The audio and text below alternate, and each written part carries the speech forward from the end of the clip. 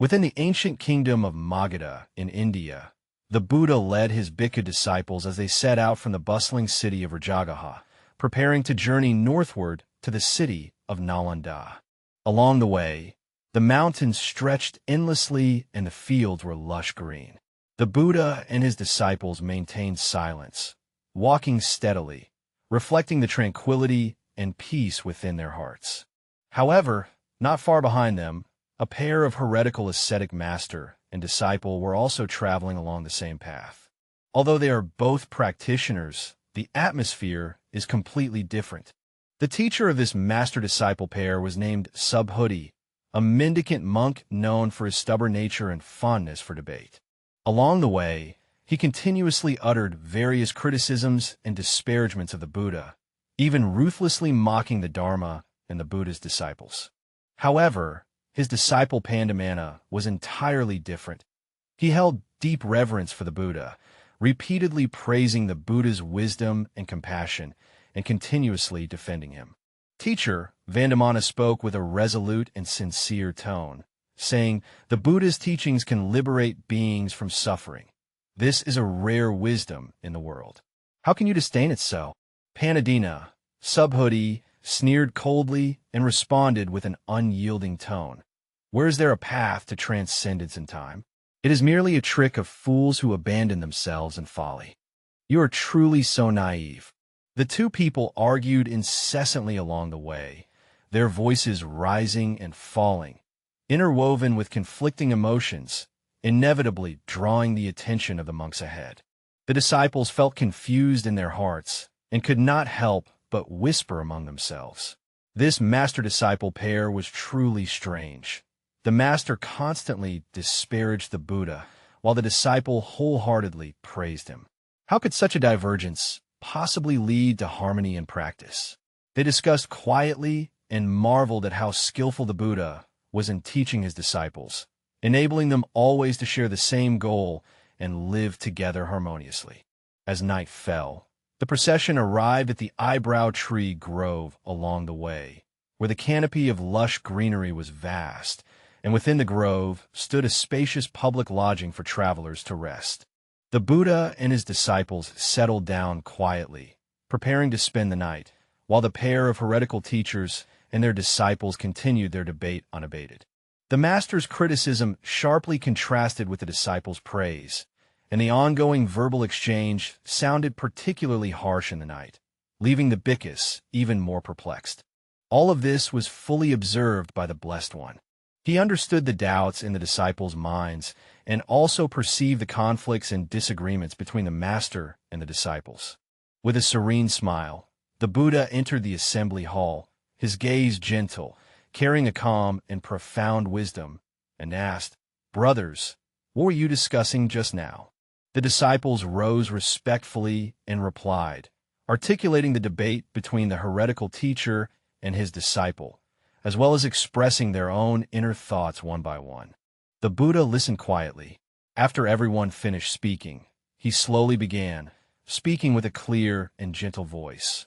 "Monks, when you hear others slandering the Tathagata, the Dharma, and the Sangha, do not be troubled, nor should you feel sorrow because of it. Anger and resentment only cloud the mind, preventing one from accurately discerning the right and wrong in what others say. If one gives rise to a mind of resistance due to emotional agitation, it not only brings no benefit, but rather entangles the mind even more deeply in afflictions." After hearing this, everyone fell silent, as if reflecting on their own reactions. The Buddha further said, "Similarly, when hearing others praise the Tathagata, the Dharma, and the Sangha, one should not let the mind become joyful or proud because of such praise. If one develops a joyful mind due to praise, it becomes easy to be deceived by the superficial appearance of words and unable to truly discern whether there is reason within." After hearing this, the disciples were somewhat moved in their hearts, but some, puzzled, asked, "Blessed One, slander provokes anger, and praise brings joy. Is this not the common nature of people? Why then should one rise above these feelings?" The Buddha smiled gently, his gaze clear as water. Brothers, ordinary people often fluctuate with emotions and change according to external circumstances. But as practitioners, if one cannot maintain inner peace, one cannot see the true nature of reality. Slander or praise are merely the voices of the external world. Your goal is not to cater to these voices, but to observe their origins truthfully and discern whether they align with right view. Only by transcending the fluctuations of emotions can one truly see the essence of things. The monks nodded one after another, gradually understanding the Buddha's teachings in their hearts. They reflected on their attitude towards delusion and asceticism and could not help but feel ashamed. Someone asked, "Venerable Shakyamuni, how should we properly regard others' slander and praise?" The Buddha, with compassionate eyes, replied, "If someone slanders, you should remain calm and observe whether their words accord with the truth. If you find that their words are inconsistent, there is no need to feel anger because of it. If their words are reasonable, one should take them as a reminder and correct one's own shortcomings. Similarly, if someone offers praise, one should also carefully examine whether their words are reasonable and accurate. If their words are reasonable, one should feel gratitude in the heart without developing arrogance. If their words are not in accordance with the truth, there is no need to rejoice merely because of praise. In this way, one can maintain the stability of the mind amid both slander and praise, undisturbed by external circumstances." The assembly hall was filled with profound silence, deeply moved the monks. They realized that their emotional fluctuations stemmed not from external sounds, but from attachments within a mind. The Buddha then said, "Monks, the path of practice lies in inner contemplation, not in seeking externally. If the mind moves following external forces, it is like leaves swaying in the wind without any firm root.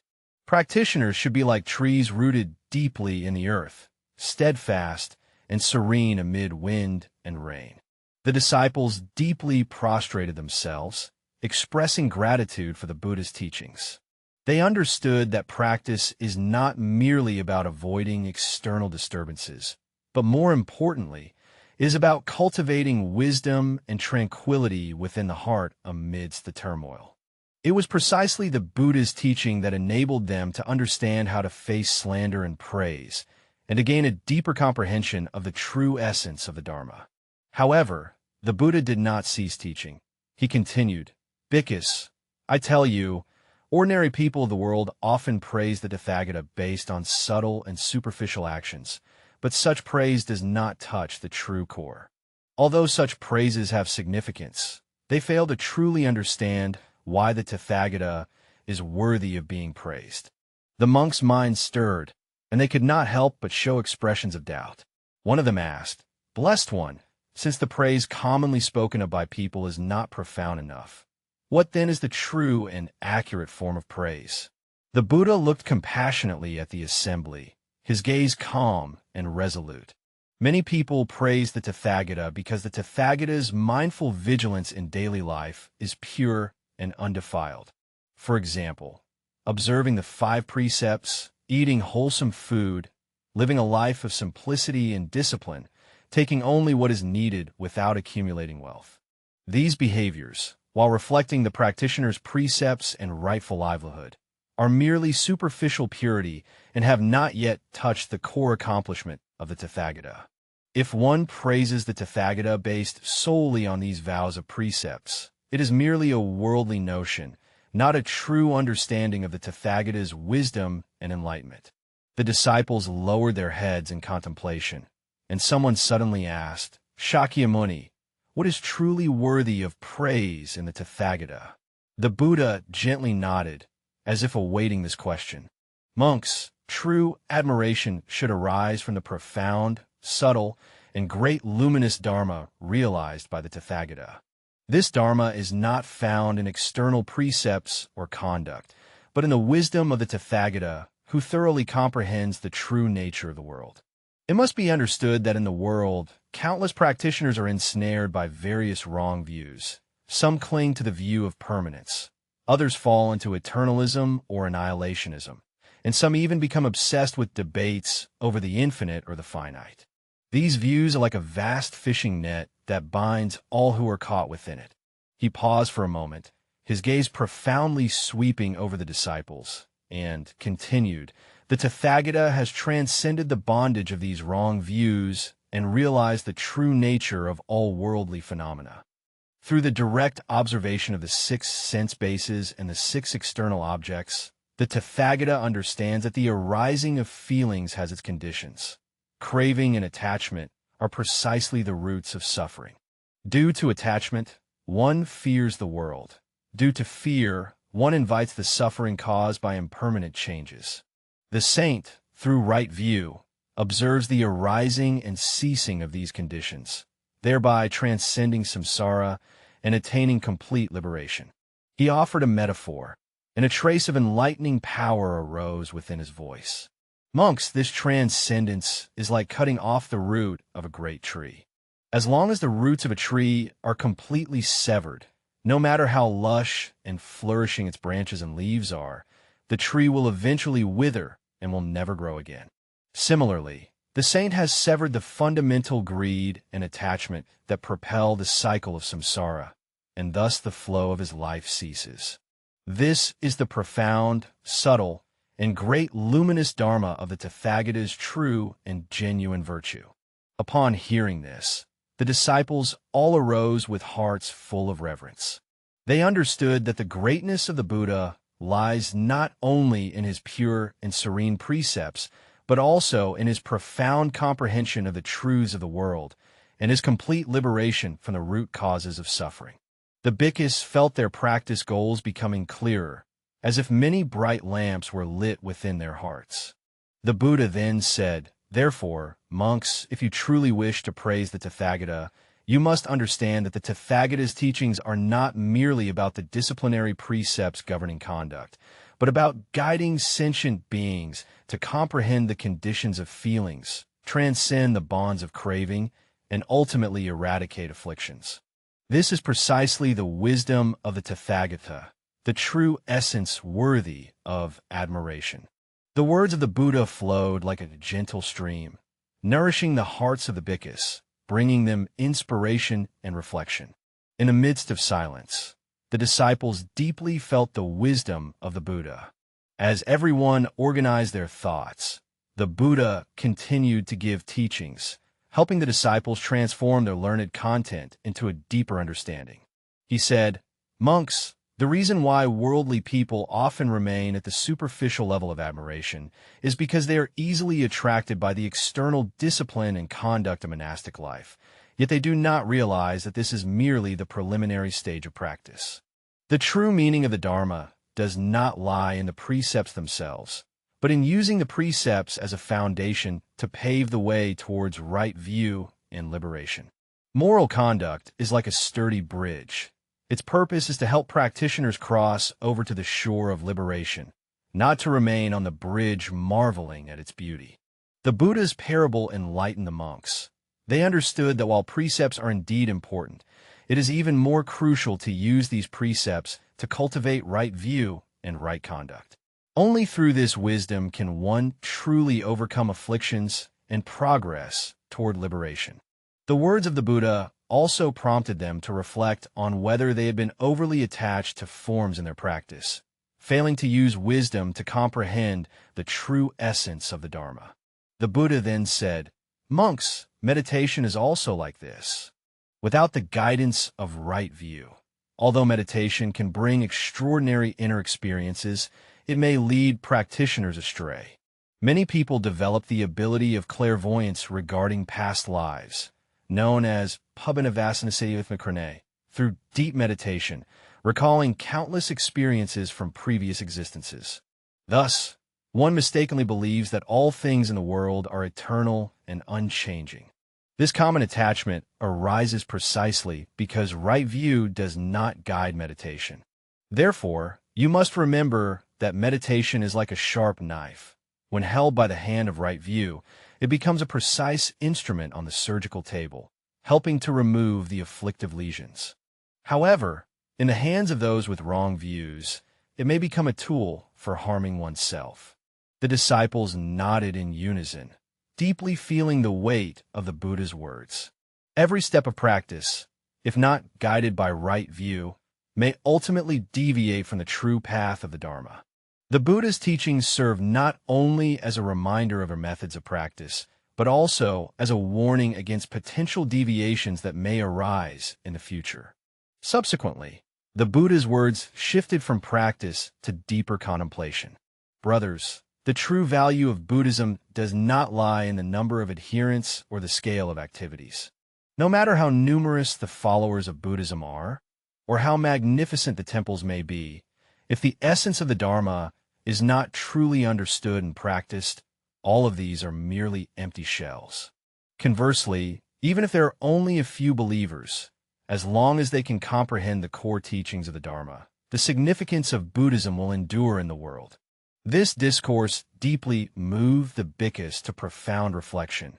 They understood that the vitality of the Dharma lies in the transmission of core wisdom, rather than in the abundance of external forms.